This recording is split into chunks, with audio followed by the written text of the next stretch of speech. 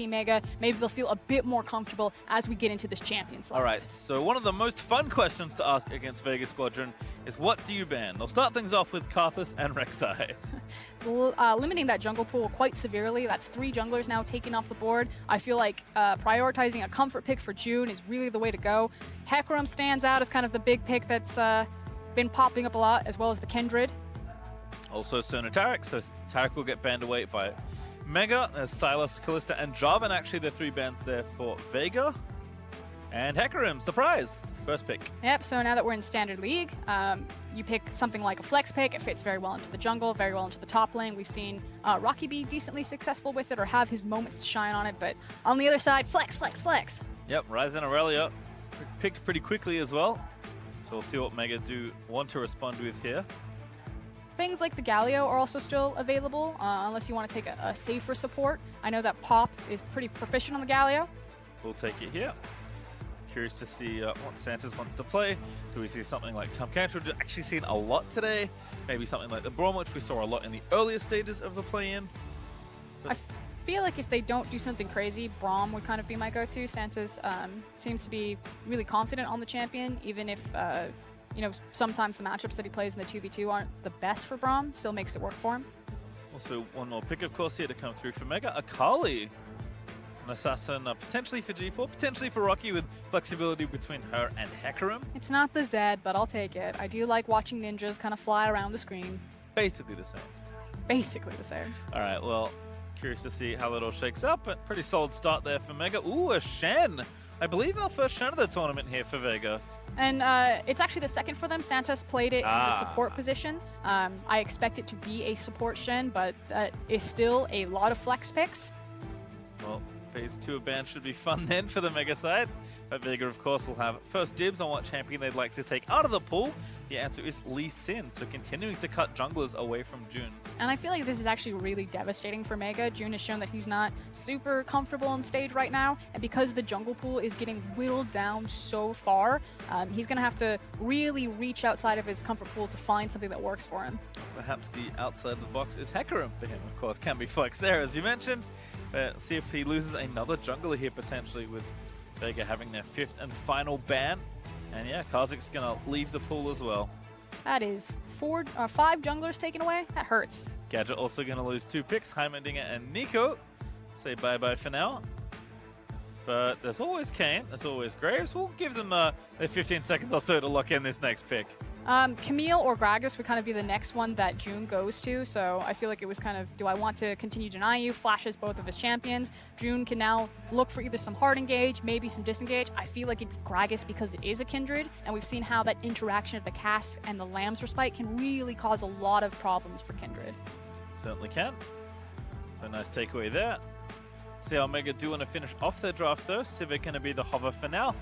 2 seconds left to decide on what this pick's going to be, and then of course they will finish their draft here. And now we're going to have our questions answered. You know, is this going to be G4's Akali? Is this going to be Rocky's Akali? Is it going to be a jungle Hecarim, or will we see something else come out for June?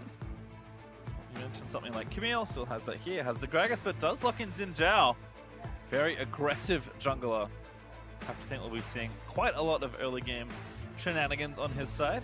I mean, one would hope, but otherwise the ability to play out side lanes here for Mega, and I feel like that's what you really want. You want agency for your carry like G4, which on a champion like Akali who can go forward, go backwards, cause a lot of havoc. She can team fight depending on how far she gets ahead. I feel like that's kind of the sweet spot for them, and I really want to see them set up G4 for a lot of success on such a power pick like Akali. Last pick here, though, is Vladimir. So pretty standard stuff, actually, on the Vega side. The fact that we say standard stuff. No, it's standard. Yeah, I mean, that's more standard than Heimerdinger and Nico, which both got banned away. One of their more relaxed comps, I guess I'll call it. Is it, though? I mean, it won't matter because the way they play has been also extremely high octane so far in this group. So no matter what, you can kind of feel the pace of the game's been picking up on the back half of the day. And Vega don't look to be stopping anytime soon. And big smiles on the face of Gadget. He certainly is ready and plugged in to play his Vladimir. Again, a lot of mage play, a lot of mage champions he's played down there. I'm sad that we A lot didn't of get to see. champions he's played down there. Oh, he's got the Vigar sitting back there. Really? Yeah, I really wanted the ADC Vigar. Goodness gracious. Well, certainly a play that's been a lot of fun to watch, so of all of VEG Squadron. So we'll see how they look for their final game before their knockout bout tomorrow versus the Flash Wolves.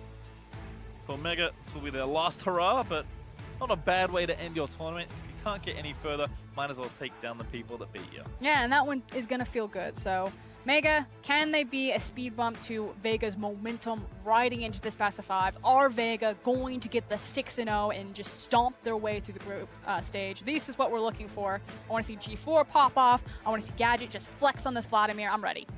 I'm ready too. Always a fun side to watch, but we'll see what happens here as, hey, you don't get sleepy there, buddy. Gadget with a big yawn. It's like Vladimir, this champion's easy. Played the hard champions already. This one's straightforward. This team's out under Summoners Rift for our final time today. It's actually the final day of group stage, so we'll be sunsetting group stage for this year, of course. We'll be back. Don't tweet at me. For their knockouts tomorrow. We'll see 2 new teams enter the fray before moving into the main stage. Feels like it's gone by so quickly. It has. Hard to say what that is. 30 seconds until minions spawn. And all I see, I'm we're going to gonna say have the pace of League of Legends increasing. Actually, I know what it is. You thought it was going to be a long day for us, Guru. Not today. games have certainly. We left the picked up long today. games to Azael and Dracos. They graded those. We need the high octane league. Alrighty, we've got some taunting back and forth. We're spamming our abilities, using some taunts. I was curious if we're gonna have some level 1 action, just because it feels like, you know, when it's pride that's on the line, either team wants to have a little bit of swagger. Well, we are going to find some of that swagger. G2 just got the first CS of the game, killing that ward. And of course, on a champion like Akali, has plenty of ways to style on his opponents. But No Man's also on Aurelia.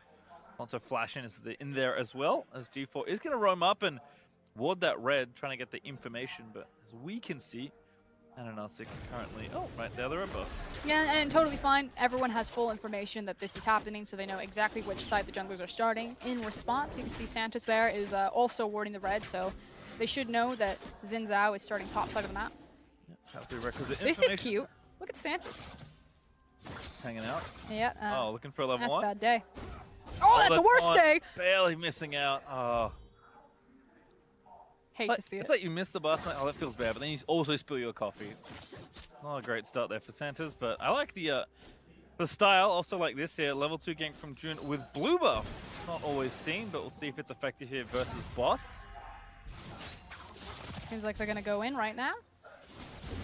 Well, things are going to start off. The root already down. That's a quick ignite flash forward, and this should be an easy kill here for June. It is in its first blood. And that's what we expect from Mega's jungler. So it took a little bit to wind up, but he is now awake. He is alive on this MSI stage, and he now has a first blood in his pocket. Trades the summoners, so we'll see if he does want to go for the revisit at any point, but now just going to take the left side Scuttle Crab, which is a nice way to cap off a very good gank to start off this game. Now, I kind of wanted to revisit what it meant for Santos to miss that attempted gank on the mid lane, and you can see that, yeah, they were always going to get pushed into that bot lane. You're against a Sivir as well as the Galio, but I was curious how it would transition into the jungle, losing that much priority as... G4 going to go in as well. Oh, we found the flip it. Auto attack follows the flash. No Man's goes down solo. You could have just walked away. There's that moment when you're like, nothing will happen here. No, G4's today, something happens. Yep, Shuriken Flip finds its mark. TP back instantly there for No Man's. And no aggressive summoner, so no aggressive Keystone and no ignite needed, but we'll watch this one again. I do like the instantaneous flash from June to follow that one up, make sure he connects with the auto. Gotta make sure, does secure it. And again, this one here, I mean, No Man's dancing around, thinking maybe he can get some poke down. But G4 just like, yeah, you're trading not that well here. And then can't see this flip. G4 nails it, and then at that point it's too late. Just didn't account for the damage that was going to come out of Kali, didn't respect that he didn't have access to the flash. Feels bad. Certainly does. And G4 certainly take it. A good way to start for a player that we are looking to have a pretty high impact. Boss, though, getting it done there on the top side here. Bottom lane, though, action already starting. Lloyd looks to be dead, will go down. Barely even needed this jungler. Just there for the moral support. And to push the wave out. Always feels good. It is a teleport on Lloyd, however, so he's just going to TP back into the lane, not be denied any of this gold or this experience. Gonna push things in, and an Arsik, of course, will finish his back. And Lloyd won't miss too much, except the death that he's now suffered, which I guess he wished he could have back. Looking for the Essence Reverse. It looks like SB Rush as well. Is taking a look at it. Nice flash taunt. Make sure that he connects with Lloyd. Like we were saying, Kindred just there for the moral support. Making up for the one he missed at level 1 as well, I feel like. Nice and on target there for Santas. Almost felt like that would have worked without the jungler, but you never know, so might as well bring Kindred down there. Boss also building up a pretty decent CS lead actually, despite getting ganked. Using that Rise's early pressure to really harass the top laner. Should be able to take most of this wave as well. Lines it all up. And misses just one or two. Still up 10 CS despite the pressure that enemy jungle did show him earlier on. I like opening up the space for a Nanasik to look for a counterplay here. So obviously Boss was trying to check if he was going to be dove right there. I like the response from Mega to say, no, I'm diving a Rise. Probably a bad idea, especially when we show on Vision.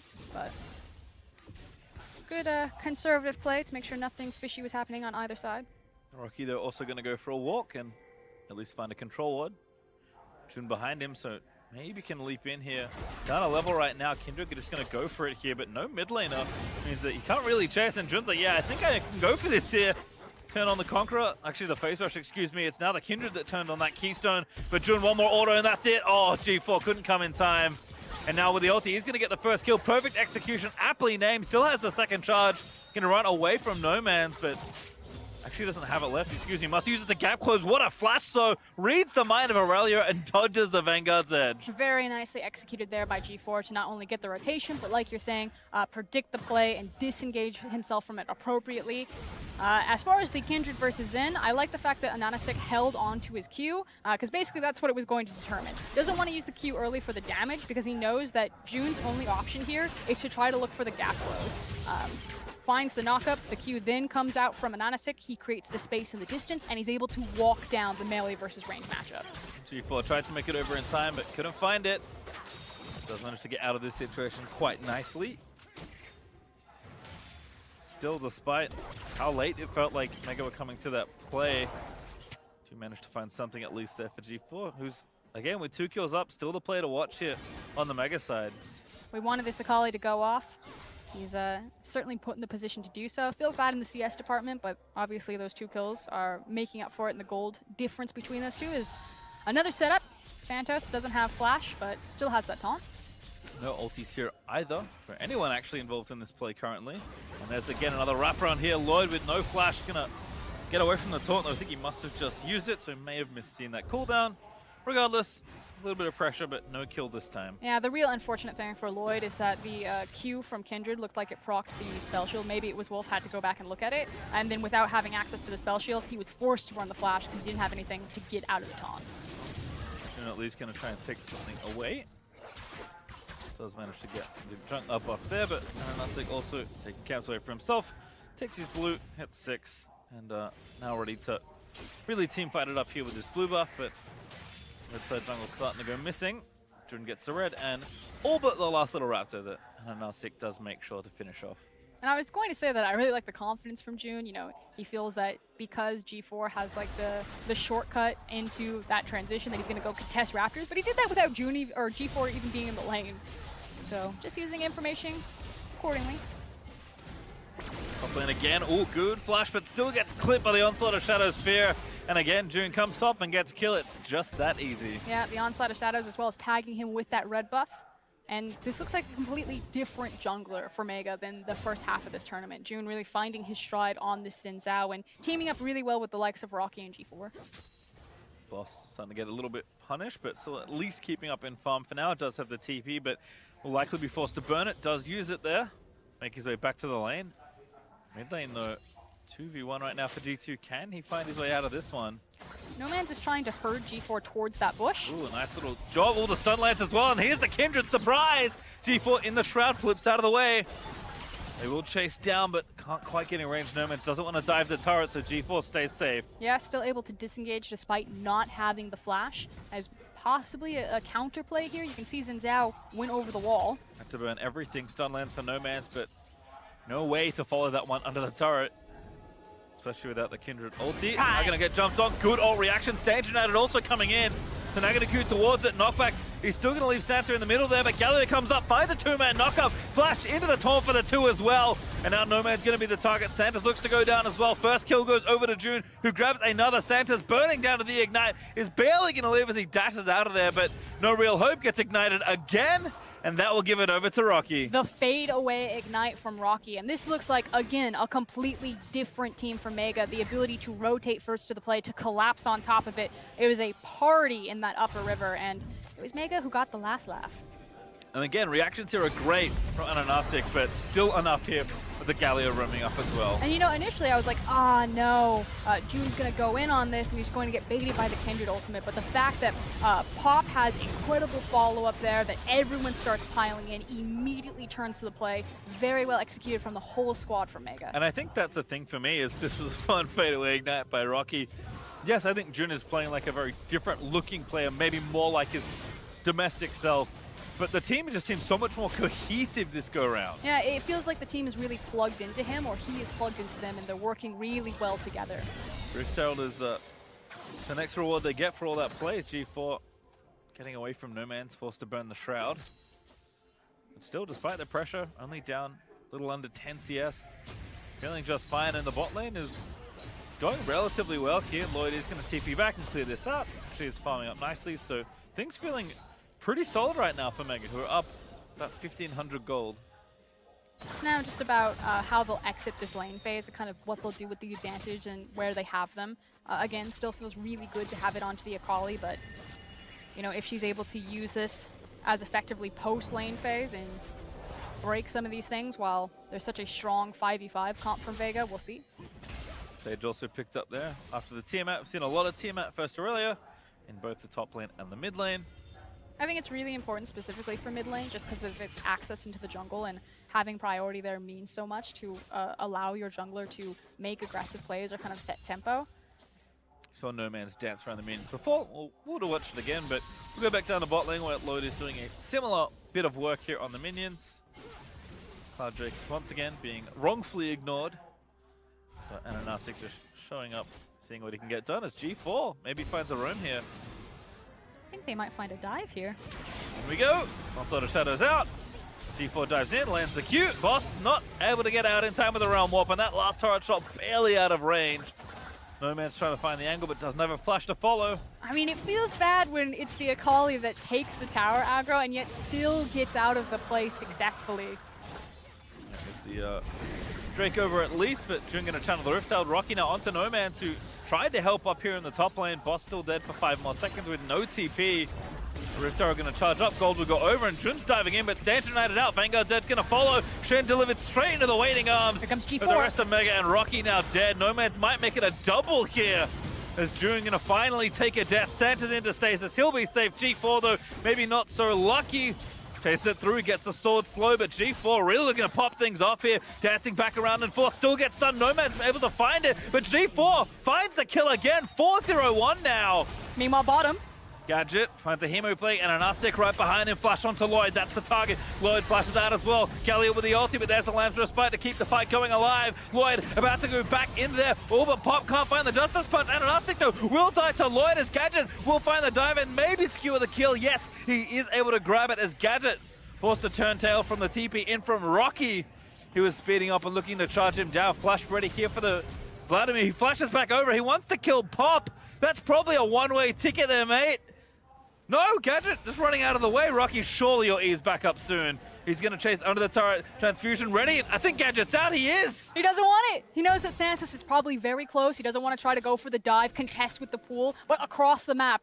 Again, it feels like a completely different group. Yesterday, it was like 5 kills at 25 minutes. Now everything is exploding. Who is this man? Proto-botting back in towards the Hecarim as now Mega rotates their jungler back down. Gadget just playing real aggressive here. But we need to take stock of the map, kind of rewind our minds and cast back to who was, again, the big winner as everything kind of fell apart on the map. For me, it's still the fact that G4 is so powerful. Now has the completed Gunblade, and they're looking at...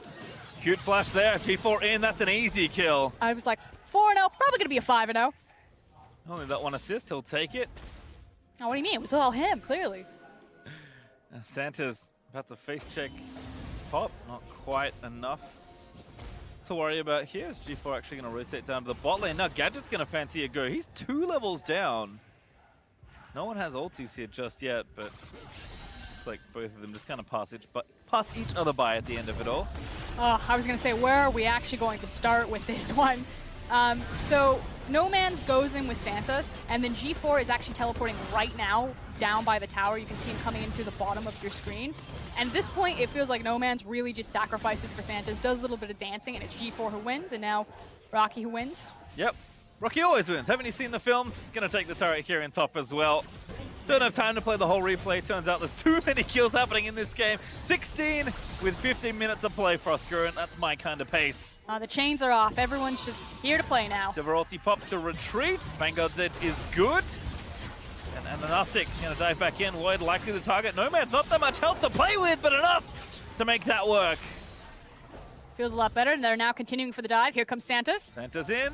Pop. Oh! Ooh! Gonna stop it off, but doesn't land the taunt. Justice Punch favorably interacting there that time for Galio. But meanwhile, while everyone is chasing on Vega, Mega are getting a lot of time with these structures, not only the top lane, but also that mid lane. You can see Xin Zhao now skirting down. Should get a sizable chunk here, possibly even push it down. Trying to be a response. Cannon creep dying, but Kindred here to clean up the rest of these creeps, and Gadget will take the remaining, so mid turret still available, but not taken just yet, as we'll watch this one again. I feel very nervous every time we go into a replay, because I just feel like every time we get out of it, there's just a massive brawl that's happening. Yet again, line up the Vanguard's Edge, dive straight in, no Lance Respite, but knew they had enough damage to make sure to get the kills. No Man splashes out. Yeah, and unfortunately Galio, kind of once he uses his big combo, there's not a lot he could do for his ADC versus something like an Alistar or a Tahm Kench, so that was a I will remember you moment. Fondly, most certainly. It looks like we've had at least Vega moving their duo lane down. Boss though, no turret to run to. Stand United there from Santa's, gonna try and save some of the day. Realm Warp in, Santa's finds the taunt, and that's Boss out of there. Nicely done, but that's using a lot of big ultimates just to disengage from a bit of an overextension on the top side of the map. Yeah, have to be careful. I mean, Hecarim himself, more than capable of running you down that lane, but Jun has showed a lot of preference up towards that top half of the map. Mega starting to band together a little bit more, trying to take down this mid outer turret. Yeah, I feel like it really just gives license to Mega that they can play hyper aggressive here and try to force some of these structures down. Another ulti there from Lloyd, but not quite enough damage on this turret. Needs maybe 2 or 3 autos, but Wave is lagging behind. Okay, No Man's. Here's your 2v1 scenario. All right, you want to make a montage? It starts here. G4 into the shroud, popping down, flips back over, beautifully played. There's a Lance Respite, finds the stun, but now G4, can he find the execute after this all? How many is he going to get? He grabs one, and an Asik down for the count as well. There's the double kill over to G4. Galio all procs, Gadget and Santa's forced to turn tail, but Jun might find the gap close here, has the E lined up, needs to get in range. Tower in mid falls over to Lloyd. And Gadget into pull out safely, but Vega still lose 2. And unfortunate for No Man's, just wasn't his montage he was in. It's G4 again picking up more kills, now looking to go legendary on Mr. Akali. He's 7-0-1. And in the meantime, it's 2 towers and a dragon for Mega. Right now he's in G4's video, and that highlight reel is stacking up nicely. Mega overtaking in the gold. Now a substantial lead as another Drake will go over to them as well. And this just has to feel so good to finally get, you know, some sort of representation of your power level on this stage for the Thai team. And especially because it's G4 of all players. You know, coming into this, it felt the playstyle really did start with the jungle, but the most consistent member for this tournament has been G4. And it feels like Mega finally recognized that and are getting him all of the firepower to pop off. I think it reinforces how valuable experience is in a lot of ways. We'll watch this one again. No Man's, he tried his best, but his best was not enough today. And it felt bad, you know, using the Q pretty early on. Obviously didn't expect someone to be behind him, so just wanted to get away from the CC. Possibly thought that people were chasing behind the Xin Zhao. And then from there, the collapse comes in, and the Kindred ultimate is definitely not enough. Certainly not. Thankfully, Santos and Gadget managed to run away. But Mega is still continuing to snowball this one. Very curious to see. I mean, Vega haven't really played much from behind at all so far in this group. This is a pretty sizable disadvantage. That is something to look for, kind of the key takeaways about how this team does play from the back foot. And it's hard to say just because, you know, this is a very different game than if this was the qualifier into moving on to the best of 5. But so far, there seems to be a bit of disrespect about the information alongside the map. People being caught out, whether it's boss or no man's, being very deep in blind enemy territory. Don't want to say that that's definitely going to happen in the best of 5 because, again, context is really important here, but something to keep our eye on. Certainly so. Rocky finding new time to push here in the bot lane. Trinity Force into Spirit Visage seems to be the go. As Jun does get stunned up, but again, not too much aggression here that Vega can really afford, so they will lose another turret. That's their 4th turret gone now as the outer ring is now officially felled. And G4 also finding himself in a side lane. I mean, 2 items here, plus a Silk Shoes, 7-0-1 on the Akali. Not really anyone 1v1 that can take on G4 right now. Trying to stick to Rocky, maybe June. Yeah, ultis just to disengage. Santos has a flash and a taunt ready. Will continue. Ooh, actually doesn't. I guess they can't see anyone, so maybe trying to, you know, say, okay, we're blind. Let's not overstay our welcome now. But at this point in the map setup, lane assignments are going to be really critical here for Vega Squadron if they want to kind of stop the bleeding and slow down the pace of this game for them to catch back up. Unfortunately, it doesn't feel like anyone can deal with G4 in the 1v1, so they're going to need to commit multiple resources. Now, they do have the tools on their composition to do that with the likes of Santos, but I feel like they still need at least 3 members to really secure the kill and make sure it doesn't trade back 1v1. So I'm on Santos now. Like, can he clear out this vision so that if G4 is in a side lane, someone can skirt underneath him? And is the Stand United on point to try to make the difference here? And again, we talk about Mega kind of finally having their jungler lead out as expected, but really playing cohesively well together, at least in this particular game. How they continue to do that as a team will certainly show a lot of growth. As I said before, experience is so valuable on these big stages, and for how many new players are playing from Mega, I mean, yes, they have some veterans, but it's mostly made up of international rookies. Certainly if we see them again on a big stage, expect things to be quite a bit different, because we've heard it from a lot of these players that haven't had this experience before. It is just, it's impossible to adapt to until you're in it. And it's just, yeah, you have no idea kind of what you're going to experience or what kind of situation you're going to put in. Now, one of the things that Mega have shown as one of their weaknesses is that they can be a bit hesitant to pull the trigger, especially on like big objectives around Baron. So even when they do find themselves in massive gold leads in their finals, they'd sometimes try to play a little bit too cautiously. I'll see if that's going to be the case here, or if they feel a bit better, kind of put their foot on the gas and really drive this one home. Well, Vision's getting pretty starved here for Vega around the Baron pit, which is never a good thing. Jun also lying in wait. Just going to take out the control wards that they've tried to set up, but they're pretty shallow and they're about to lose them. Jun gets both here. This G4 looking for his 1v2 highlight. Once again, the stun does connect there. Over the wall he goes. Very well played. And 1,000 shutdown gold gifted over to Aurelia. And G4 was trying to be respectful there. You could see he was backing off, but just a really good read from Vega Squadron, making sure that they cleared out all of the vision in the jungle so that Gadget was able to go down their blind and find the 2v1. And even though Aurelia did a lot of the work, you know, Vladimir was there for the ride. Hey, Hemoplague is a very powerful ultimate, so if nothing else, committing that usually is the difference between, oh, they lived at 10%, oh, they overkilled at 150. So certainly enough there. A crucial amount of gold being given over, and Nomad, I think, one of the best players to get. They've got some good carries, but Aurelia will be happy, given how poorly the matchup was going earlier on. I mean, it's going to help them a lot to just, you know, get a foot back into this game and feel better. And Aurelia is still going to be absolutely terrifying out into one of these side lanes. It feels like you can only stop Aurelia really for so long. And at this kind of level of play where you have so many players who are just kind of skill checking each other on mechanics, I'm not willing to call the matchup one way or the other, because it feels like at the end of the day, just the better player is going to win out. Well, certainly looking forward to any sort of stylish battle we could have between Akali and Aurelia. But for now, it is just sweeping out the vision again. Mega did get themselves a Mountain Drake, which will help with any future Baron attempts. But again, As you said, they have a tendency to play things a little bit slowly now, and I do feel like maybe they've given Vega a little too much time without growing this gold lead. And it can be really hard to play this aspect of team play on a competitive stage, you know, making sure that your lane assignments and your side lanes are set up correctly, that you're taking the necessary steps to clear out the Baron, and that you're also having faith that you can calculate how quickly you can turn and do that Baron. Red buff steal, not a bad start here though.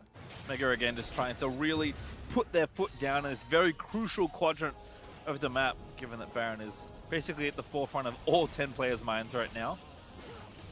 And they're doing well, but they have a limited window to do so. You can see that Hecarim has now just backed. He's running down towards where No Man's is shoving down that big wave, and then he's going to push it forward. He's going to cheat up through the river and try to look for a play, but this is kind of the rinse and repeat, this wash cycle that Mega are stuck in around this Baron dance. But, you know, you need to flex a little bit more. Yeah, when you get a lead, it's not just enough to, you know, sit on it and try and hope the game goes your way. You need to extend your lead. Granted, you are given some time because you have already built a lead for yourself that you can lean on, but converting advantage into more advantage into win is usually the way you want to go. Not converting advantage into just farming things out, as this is not a bad pick. Boss, too far in the top side, gets picked off by Pop & Co. And you can see why he was confident stepping forward. That was the one bush that wasn't warded. Vega have done a really good job kind of like regaining control over this quadrant, but Mega, just a lot of patience right there. They want to play this one very much by the book. It's now bottom lane. I think he's going to walk it off. Yeah, No Man's just gets out of there. No one's committed any cooldowns just yet. And both these champions pretty durable, able to heal back and forth. No Man's, though, I think now knows that something is up. Is going to dive in, though, potentially here. Looks for the stun, does not connect it, and Lloyd is down here running into it all. Sand United getting used, but again, now a 2v2 going to start. Rocky, though, going to be the first kill, potentially. Redemption down, No Man's finds the snipe. It will be a trade as Lloyd gets the next one, and now G4 looking to pick off Santa's. No hope at all for the Shen. Another kill into the Akali pocket. She should now take control of being over in that bottom lane. A lot was expended to kind of trade 1-for-1, but it doesn't translate into an objective. And again, Mega, you know, finding some moments here, but still not really growing this lead by that much more. We're getting closer to 6,000, but it's kind of sat between the 3 and 6 mark for a lot of these last 10 minutes or so. And it feels like Mega are, you know, trying to Rubik's Cube out how they split up this map. You know, they've got Rocky down here on the Hecarim. That didn't feel too great. You could see that he was starting to win, but competing with the Shen was difficult. So maybe now they decide, okay, G4 is going to be our guy that's responsible into the side lane. As you said also earlier, just kind of hits the point where it doesn't feel like you can really win anymore. Not saying we're there yet, but... Oh, we're just going to TP and fight them right now! Boss is out of there. Or is he? He gets stunned immediately by G4's ulti, and Lloyd collects the last hit as a result. The Vision line is just getting exhausted here from Vega. They are trying their hardest to not lose control over this area, but eventually it's just getting too difficult, too much of an uphill battle. The jungler is still alive, so they can smite contest for this. Try it here. Taunt actually lands on the Pop, but he's got a taunt of his own, finds 3. G4 round the back, lands to spite Pop it. Vegas Squadron may just be denying the inevitable. Galio comes through, Gadget gets a kill. Santa's getting chest down by Lloyd, will fall, but Vegas still actually fighting this one out. June did revive, had the GA popped. Will at least pull them off Baron. Not bad for Vegas Squadron. You know what's crazy too is that as we have another rinse cycle of kind of like this repeat Baron setup, look at all of the teleports that Vegas Squadron still have. So their ability to actually play a map or to the side lane safely, as long as they just don't get, you know, cleaned up by some of these assassins or by the Hecarim, I actually think this is massive for Vegas Squadron because they got the TP out of the Hecarim from the top lane and stalled out the Baron. Yeah, you see the fight kind of finish off here. I thought G4 was going to clean them all up, but fortunately for him, not really able to do so, and Vega at least take a trade. You can see that they're starting to inch back a little bit closer on these 5v5s. They are, and as you said, those TPs are a pretty big difference. It's 3 apiece, but Mega have now used all of theirs, and as you said, Frost, all 3 up now for Vega. So at least I think delaying this game, getting more farm, trying to like catch up on gold is certainly viable, but maybe more if you can find a good cross-map play or just spread them out so thin that you can take some objectives. Vega can make real ground here. It at least makes it very easy for Vega to make a decision that if they want to kind of cut back to one of those side lanes, that they can commit multiple members because they can just TP back to the Baron pit. The big thorn in Vega's side is actually that top tower that G4 is pushing out still being up because it denies the minion wave from going down. And an uptick. getting coverage on the Drake here by his top laner, but Rocky did not like the first part of that event. Santa's though, very easy target. Pops down the Spirit's Refuge. G4 though, just going to find another assassination target, but here comes Nomads and Gadget. Vanguard's Edge out. Hemo Plague already popped, TP in as well. Vega going to try and clean it up here. Jun dead. Jungler being down always means Baron is a possibility. And you can see Heffron trying to pick where he's going to attack on the map. He was starting to run towards the team fight. The call was, no, it's already over. And so instead, he skirts back towards the bottom side of the lane. Is trying to push up and maybe get some chip damage on that tower. Good news there for Mega is it's just the trade. Even though it is support for jungler. Sanchez though trying to ward, but can't get too far without running into G4. And it feels a little bit desperate from Mega. You can tell that they kind of know what they want to do. They want to try to break open this game by finding the picks, but you know, overreaching, not really accounting for the fact that they didn't have perfect information, that they're still dealing with a lot of teleports and losing a lot of steam over this Baron. It feels like we've been in gridlock here for the last 7 minutes. Certainly, and I think, you know, some of the earlier mishaps I can maybe fault more on like just sloppiness from Vega, maybe not playing, you know, as focused as they have been earlier in the day. I think at this point now they're just getting exhausted. Like this battle for vision over the Baron quadrant that has been going on for at least 10 minutes, where Vega has just been trying so hard to get their vision going, has to feel exhausting because you have to check every single time when you don't have vision and a few people are missing.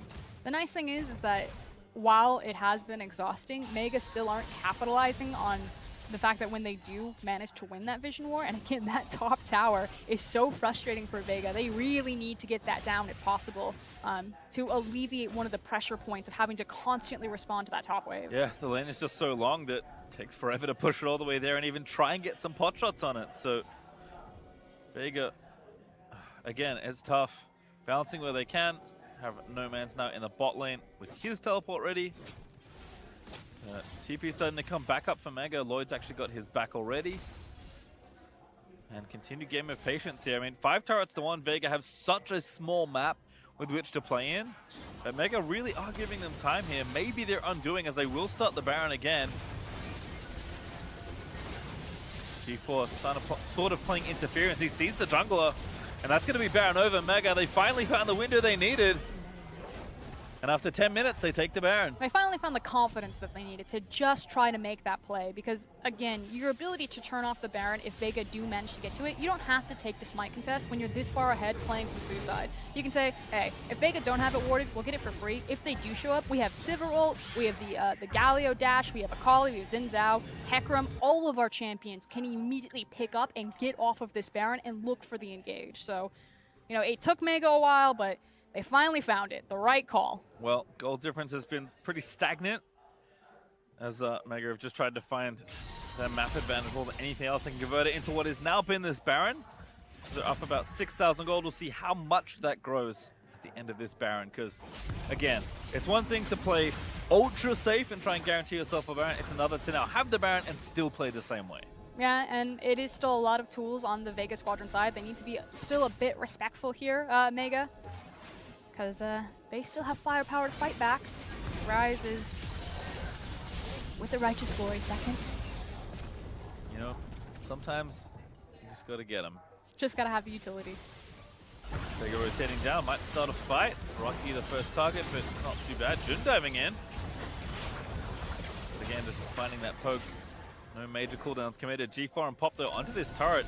Actually chunking very heavily onto the inhibitor turret. Boss pops the Righteous Glory. As the utility you were talking about does get G4, but doesn't really take very much damage. Does use the Gunblade though, but stays very healthy in and amongst it all. Seems to be a hit and run performance from Mega. Just trying to rip Vega around the map. Peeking in, pushing down on these towers. Someone steps out. If they find a trade that they like, they'll probably pull the trigger on it. Yeah, have plenty of hard engage. Not committing to the wide angles of the map though, staying close together because I think they expect Vega to fight under these inhibitor turrets. Unfortunately, that does mean that it is much tougher to try and knock down these structures when you're only pressuring 2 lanes with your Baron. And you know, while Boss did go for more of the utility rise, there's still a lot of bite and teeth left for Vega on, you know, the other 3 members that they have. At this point in the game, Gadget is a big deal, as well as Pineapple here. Just needs to find the fight though. Of course, if you missed the early interview with Rift today, that is Ananasik. And then apparently just means pineapple. Just Pineapple. I like that the mystery has been solved. Mountain Drake also up, but no interest in that right now. Still 50 seconds with this Baron. A lot of damage. Gadget starting it off. Hemoplague finds 3, but not enough cooldowns left to get the kill. Lloyd again uses that Sivir ulti to disengage. But if we want to talk about how big Gadget is, certainly looking good. But Sivir, I mean, this is approaching the dream state for Sivir, where you just have more golden items than you can ever think to do with. Yeah, and unfortunately that damage just isn't sticking to the side of Vega from Lloyd there. It feels like everyone is really ready to fight. You have to be respectful, so they're looking for the perfect fights, but Vega feels like, even though they're in the driver's seat, that they're losing some steam, that they are still very scared to kind of really punch the last hole into Vega. Oh! I think looking for the perfect fight is a good way to put it, because I feel like they are looking for like the absolute best case scenarios, where a lot of times you just have to take what looks decent sometimes, especially when you have a lead. But at least we'll fall back to the Mountain Drake. We are certainly in for a long one here for us. Already this has been, I think, one of the longer games of today. Yes, I know the front half of the games were long, but I felt like since that Game 4 happened and Vegas steamrolled in 22 minutes that everyone was like, all right, this is what it's about. Let's pick up the pace. But Mega is doing everything overly safely. And, you know, I get it. When you're in your last game on MSI, you want to make sure that you can take down the #1 team. That feels really good. You want to go for the 100% play. But I feel like League is really starting to favor the bold in terms of everyone's expectations coming into this MSI. You know, everyone was really hyped for Griffin when they went into their finals against SKT, even though SKT won the final. Everyone's really hyped about G2's playstyle, about IG's playstyle, that very, like, aggressive, medium, I'm going to say medium risk, really high reward. And that's what those types of plays look like to me. You know, if you wash there trying to end the game with that Baron, you'll give away some gold leads, so you can make the argument that, you know, if you give them all these shutdown bonuses, that's a composition that scales really well. Maybe that closes the game for you, because then trying to out 5v5 Vega's comp is just dead. But if you do win, you know, you just end the game there. There's no Baron that they could immediately run to, maybe to get the Mountain Dragon.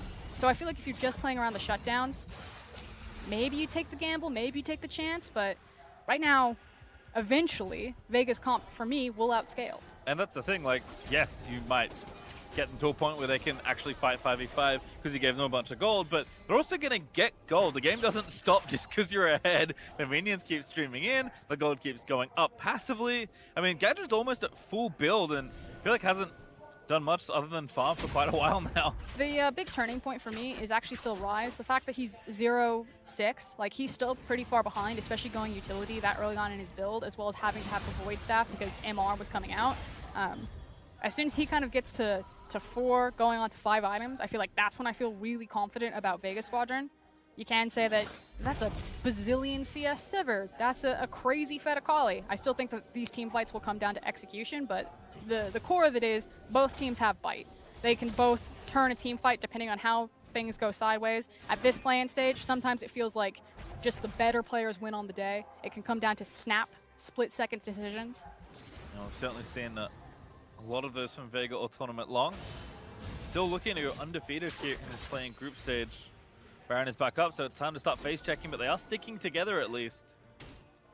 Boss also rotating over from the bot lane, so he's kind of scooping up the waves and ready to TP in when he is needed. See how Omega look to set up. Again, they were very cautious last time. See if that changes at all. Lloyd's, he says, takes matters into his own hands. Starts hitting the Baron. I like his confidence. I do too. Going out very quickly as well. They finally get some vision, but G4 might just try and stop the smite from coming in. Ananastic goes down, puts the Lamb to fight in. But I think he might die before he can try and get the steal. Baron looking to go over. It is Jun that finds the smite. Another team fight looking to break out here as Galio goes back in. 3-man knock with a good pull from Gadget. Might actually be enough here. Boss trying to fire in where he can. Everyone's in the pit. It's an absolutely massive scramble, and G4 finds a massive ulti as Mega finally find the ace. And that should be the game. The death timers are massive. They've got the Baron behind him. They can mow through it. It was a split fight, and by the time that Vega actually got into the pit, the team fight was already over. The gold lead speaks for itself. They have the Baron, they have the power, and they will finally have the game. Vega, they knew they had to try something, but Santis in the player camp, hands on head at the end of it all. Mega made them work for it. They will not go undefeated as Mega can take a bow as they finish off their MSI with a win. And you know what? I'm happy to see G4 doing his thing on an international stage once more. Certainly maybe not the player he once was, at least looked like domestically. It felt like the fresh blood on that team was the ones really looking good. But again, the experience matters here when it pays off. Akali goes big. It's not the Z you wanted, but hey, we'll take it, and so will Mega. All I wanted was a ninja that's going to blink around the screen. I still got that from G4. Basically the same, like we discussed earlier. And more importantly, it feels like Mega fans finally got to see their team actually show up on the international stage. It feels really bad when your team loses, but it feels even worse when your team loses not playing how they do domestically. So this time around, we got the real Mega. June was popping off in the early game. G4 was on the assassin, flashing around. Lloyd was the consistent carry